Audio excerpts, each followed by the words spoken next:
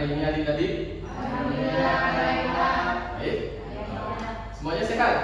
Nah, pada hari ini ya, kita akan melanjutkan perkuliahan kita ya, analisis senyawa kimia. Kita masuk pada pertemuan ke-9 ya, dengan materi analisis kimia kualitatif.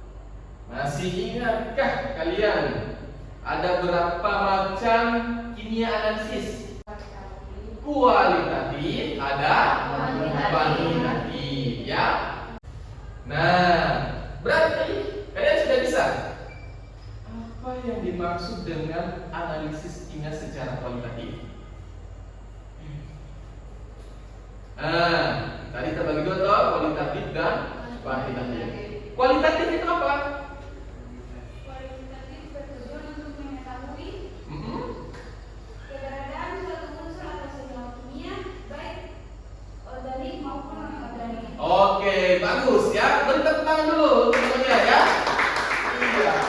Untuk analisis kimia secara kualitatif itu untuk mengetahui kandungan dari suatu sampel ya. Kita mau tahu apa sih kandungan dari suatu sampel itu ya. Ya. Nah, ini ada dua video. Silakan adik-adik simak ya. Apa yang bisa kalian amati dari kedua video ini.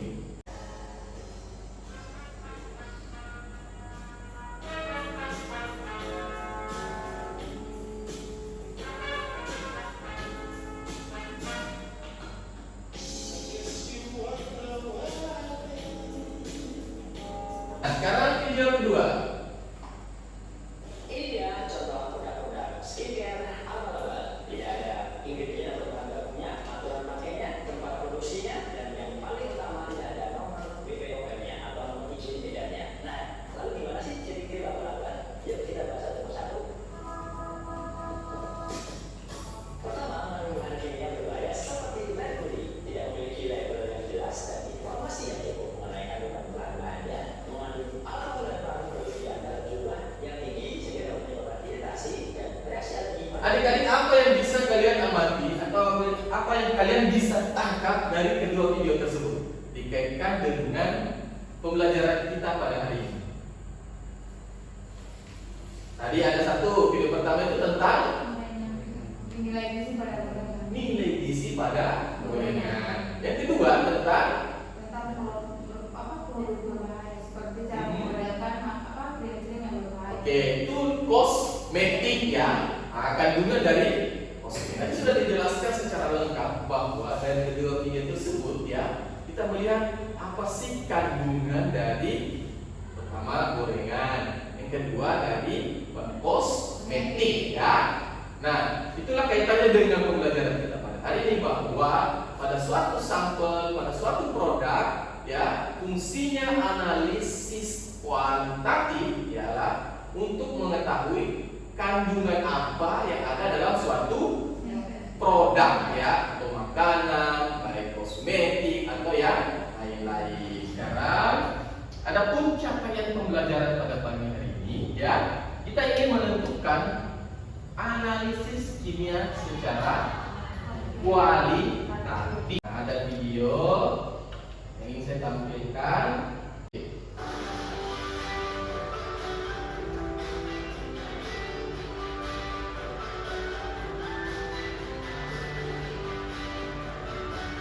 Ini salah satu kegiatan ya, prodi Kadisipa, kegiatan pengabdian kepada masyarakat yang dilakukan di MTS Hashim Ashari ya.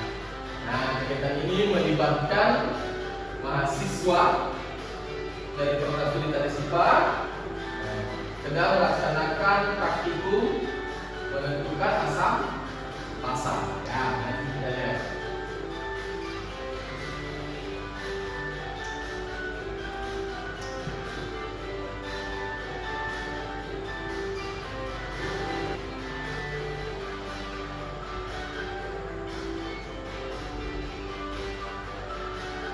Kaitannya video tersebut dengan pembelajaran kita pada hari ini adalah analisis sederhana dari kimia secara kualitatif. Adapun langkah analisis ya. Nah, ini langkah analisis secara umum ya, baik kualitatif maupun kuantitatif, ada 3 secara umum ya. Yang pertama itu adalah mengumpulkan data. Yang kedua, proses pengolahan data. Kemudian dari data itu kita interpretasikan ya. Kemudian setelah kita menginterpretasikan hasil atau data yang kita peroleh, kita mengambil keputusan atau apa kesimpulannya dari sampel yang kita analisis atau kita. Mari kita simak video selanjutnya ya. Ini ada 2 video yang akan saya tampilkan ya. Silakan adik-adik sekalian mengamati, menganalisis kira-kira apa yang bisa atau masalah apa yang muncul dari kedua video ini. Beberapa waktu lalu sempat viral di media sosial cerita seorang perempuan bernama Tia yang mengalami permasalahan kulit akibat menggunakan produk perawatan kulit wajah yang mengandung bahan berbahaya. Bukannya mendapatkan kulit yang sehat, wajahnya justru dipenuhi kerak hitam lebar. Nur mengaku awalnya dia memang tidak terlalu memerhatikan kandungan apa saja yang ada pada produk tersebut. Nur hanya tergiur karena ingin memiliki kulit yang cerah, apalagi harga produk itu cukup terjangkau, hanya Rp150.000 saja. Sayangnya, niatan untuk hemat justru berujung petaka. Ya, permasalahan kulit yang dialami Nur tentu bisa dialami siapa saja jika tidak berhati-hati dalam memilih produk perawatan kulit wajah, apalagi saat ini kekurangan produk skincare berbagai jenis hadir di pasaran. Kulit wajah cerah dan glowing bahkan seolah menjadi standar penampilan yang wajib dimiliki. Selanjutnya video kedua, silakan diamati. Pada hari ini kita akan membahas tentang bahaya jamur bagi kesehatan kita. Jamur memang enak dan mudah didapatkan, tetapi tahukah kalian bahwa makan terlalu banyak jamur bisa berdampak sangat buruk bagi kesehatan kita? Menurut beberapa sumber, jamur bisa mengganggu kesehatan jantung dan pembuluh darah, meningkatkan tekanan tinggi, meningkatkan risiko kanker dan menyebabkan diabetes. Jamur juga bisa merusak organ hati dan membuat gigi cepat rusak. Alasan lain mengapa jamur buruk bagi kesehatan adalah karena jamur biasanya memiliki kandungan kalori dan gula yang tinggi serta rendah akan nutrisi yang dibutuhkan oleh Sekarang adik-adik silakan bentuk ya kelompoknya yang telah sesuai yang telah dibagi ya, masing-masing bekerja dalam kelompoknya untuk menentukan. Misalnya di sampel kosmetik tadi, bagaimana cara menentukan kandungan-kandungan dari kosmetik? Gimana kelompok 2? Sudah selesai? Oke. Nah, nanti kalian ya diskusikan itu gimana cara menentukan ya langkah-langkah untuk menguji kandungan dari produk. Apa tadi produknya ada 2, satu dari kosmetik, satu makanan. Bagaimana adik-adik? Diskusi dalam kelompoknya sudah selesai? Oke. Nah, saya persilahkan. Random saja. Siapa yang mau kelompok 1 atau 2 yang mau mempresentasikan hasil diskusi kelompoknya? Oke, silakan kelompok 1. Silakan sini ya. Baik, dengan ucapan bismillahirrahmanirrahim. Assalamualaikum warahmatullahi wabarakatuh teman-teman sekalian. Pertama yang saya hormati Pak Rizal selaku dosen yang mengajar tentang kualitas pada pagi hari ini. Dalam video pertama itu terdapat 7 kosmetik yang di dalamnya itu terdapat merkuri. Kita menggunakan sampel sebanyak 2 gram dimasukkan ke dalam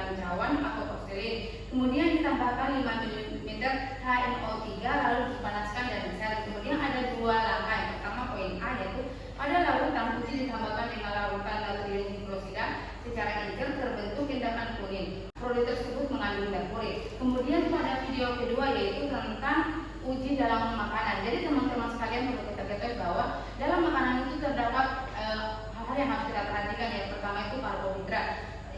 Jika makanan tersebut mengandung karbohidrat, perlu kita uji yang namanya uji Lugol, teman-teman. Jadi teman-teman sekalian, uji Lugol ini digunakan untuk menguji apakah suatu makanan itu mengandung karbohidrat apa tidak, dan atau tidak apabila makanan yang kita deteksi dengan Lugol itu hitam, maka makanan tersebut mengandung karbohidrat. Kemudian yaitu pada protein. Jadi teman-teman, dalam protein sendiri kita menggunakan yang namanya uji bioret. Jadi teman-teman sekalian, uji bioret ini adalah reagen yang digunakan untuk menguji kandungan protein dalam makanan tersebut. Jika bila bahan makanan itu mengandung protein, maka akan bereaksi dengan bioret, akan menghasilkan warna ungu atau warna lembayan. Itu saya sampaikan. Nun walakum maskarun bila bisa dilakukan. Wassalamualaikum warahmatullahi wabarakatuh. Waalaikumsalam warahmatullahi wabarakatuh. Kita berkelas dulu untuk kelompok 1. Ya, silakan kelompok 2. Ada yang mau ditambahkan, ada yang mau disangkat dari hasil diskusi dari kelompok 1. Siapa? Oke, silakan. Assalamualaikum warahmatullahi wabarakatuh. Untuk menambahkan beberapa pada uji pada kosmetik dan uji pada makanan. Di sini saya menambahkan yang ada pada karbohidrat, saya menambahkan menjadi adalah reagen yang digunakan untuk menguji kandungan glukosa pada bahan makanan. Jika hasil reaksi tersebut menghasilkan warna merah basah.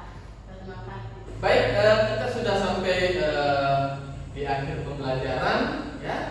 Ada yang mau menyimpulkan? Kira-kira apa yang bisa kalian simpulkan dari pembelajaran kita hari ini? Oke, silakan Saminun. Baik, bismillahirrahmanirrahim. Assalamualaikum warahmatullahi wabarakatuh, teman-teman. Waalaikumsalam warahmatullahi wabarakatuh. Analisis kimia kualitatif ini untuk mengetahui keberadaan suatu unsur atau senyawa kimia baik organik maupun anorganik. Maksudnya kita dapat mengetahui kira-kira dalam suatu produk itu mengandung unsur apa saja dan senyawa apa saja di dalamnya. Ada beberapa langkah yang dapat kita simpulkan dari analisis kimia kualitatif, yaitu pertama itu kita mengumpulkan data, kemudian proses pengolahan data, yaitu kita mengambil keputusan.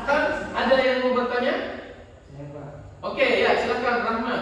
Jadi saya ingin menanyakan tentang bagaimana cara kita mengetahui bahan makanan atau jumlah vitamin dalam makanan tersebut. Bagaimana cara mengetahui apakah dalam suatu makanan mengandung vitamin atau tidak?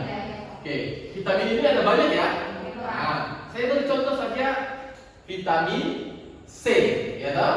Nah, vitamin C untuk menguji apakah suatu makanan atau minuman mengandung vitamin C, nah dengan cara mengambil sampel dari misalnya minuman, kemudian ditambahkan dengan betadine atau obat merah atau obat cukai. Pernah lihat ya? Pernah lihat ya?